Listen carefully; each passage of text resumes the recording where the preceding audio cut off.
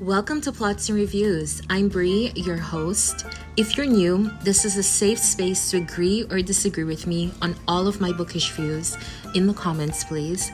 And it's also the place to get your weekly dose of stories without having to read the book. This means there may be spoilers, but you've been warned, and you may be warned again if it gets really bad. So, without further ado, let's get started. Books I loved from January to March 2022. Hi again. So it's April and I'm promising to be more consistent. So I'm kicking off my promise by bringing you my favorite books of the last 3 months, January to March 2022.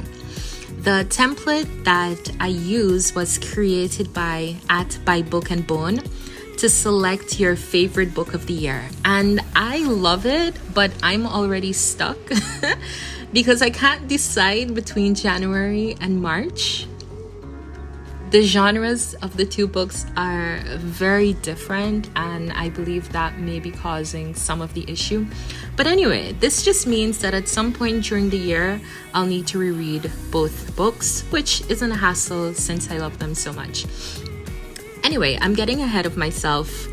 Let's go ahead and check out my 3 faves and what made them great in my view. In January, we had Devon and Kris Plan a Wedding by Chencia C. Higgins. In February, we had Flowers for the Sea by Zin E. Rocklyn. And in March, my absolute favorite was Bluebird at My Window by H. Noah. Devon and Kris Plan a Wedding is a charming love story with lots of feel-good goodness, heartwarming family moments, laughs, and spicy scenes. It's a sapphic contemporary romance featuring gorgeous Afro-American women who are given a chance at money or love. But then again, why can't you have both, Kris is looking for love on this new reality TV show that is trying to be more inclusive, Instant I Do. She is popular, sexy, comes from a supportive and tight-knit family, and is willing to be open-minded in her search for love.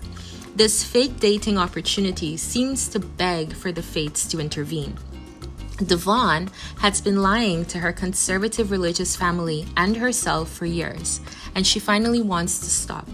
She is using the show as a chance to come out to her family and maybe make some money. She doesn't count on being immediately attracted and then paired with Kris. And so things begin with lusty lust. As the show goes on, the challenges get harder, and the two women try to convince their families that they are a real couple. Lines will blur, hearts will open, and a delicious HEA will be found. Some things I particularly loved were the portrayal of lesbian love in the book. It was so sweet. It was very eye-opening, and it was nice. I just liked it. The dark skin color descriptions were on point. This means we didn't just have, her skin was dark brown. Her skin was medium dark brown. What does that even mean, people? Use open a pack of Crayola, right? Furthermore, buy the brown version of Crayola and then go look at all of those colors and figure out how to describe them, please. Anyway, the characters, story, and plot were all very well done. I felt that at the end it was well-rounded, well described, well proposed, well positioned. The multicultural cast of characters was also refreshing. We had persons from different backgrounds, and the fact that their culture is different being important to the story. There was a variety of love expressions, family relationships, body shapes, gender expressions, and all of this is part of the Instant I Do show, so it was great. The relationships were so sweet, and the spiciness was spicy. The attraction, the sex, lovely. If any of this appeals to you, please go read the book. Flowers for the Sea is a fantastical high fantasy novella with eerie witchy elements, lots of spice, and overpowering descriptions. This one most definitely is not for everyone, but the way the story crawls off the page and comes after you is magnificent. I'm very upset it was so short. This is a boat with many secrets to hide. After an event that destroys and covers all land with water, some humans are on a slowly dying and declining generational ship. As their numbers and food dwindle, Iraxi, one of the outcasts on land, continues as an outcast on the ship.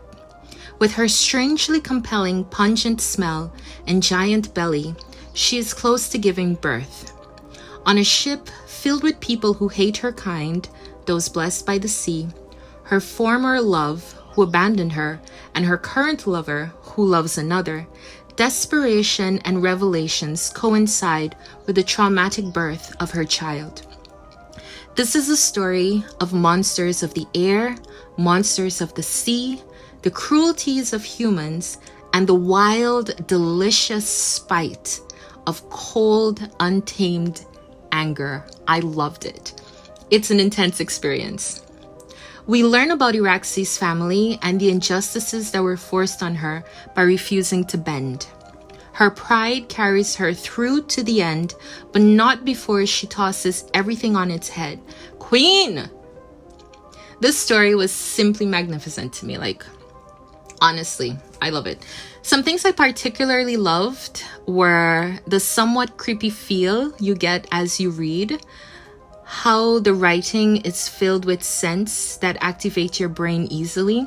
And this ties in with that creepy feel you get because you're just thrust onto the ship and things happen and we get flashbacks, but you get a real sense of everything dying on the ship and people losing hope and people becoming desperate and people being people. It's really well done. The fact that the passions and the anger and that desire for revenge were so cold. I mean, usually you always get heated anger, heated conversations, persons whose passions run hot, but when it runs cold, it's next level. And then there was that what TF feeling that you get when you read certain things, what am I reading? But honestly, if you love fantasy and you have a strong stomach, I'm gonna ask you to give this one a chance. Bluebird at My Window is a dark psychological thriller, a train wreck of an account of violence begetting violence and what can happen when we lack support and never learn how to let things go. We follow prosecutors as they become disillusioned by the courts and the meaning of justice. Diane is a victim of her own nasty mind, a woman trapped in her childhood torments and ready to project it all on her teenage daughter, to take the life of her daughter, to feel joy at cleansing her daughter and purifying herself. Now, as her trial takes place, the DA's office must rely on Arthur, a prosecutor struggling with his belief in the justice system, Arthur, however you want to pronounce it, Marie, young, hopeful, and in love with Maddie of the heavy past, and Richard, the DA that has been trying to retire for his family. The man is trying really hard to retire, really hard. Just like Arthur. Arthur is trying really hard to leave, but life. Anyway, one death and Arthur is thrown back into the world he wants to leave. One death and Richard must face the reality of his choices. One death and Maddie and Marie are confronted with the hardest parts of love.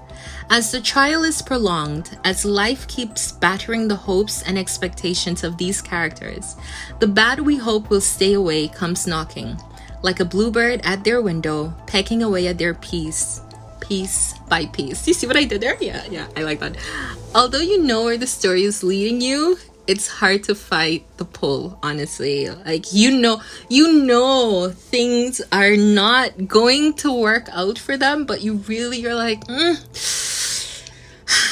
it creates a certain anxiety that was pleasing. It was pleasing anxiety.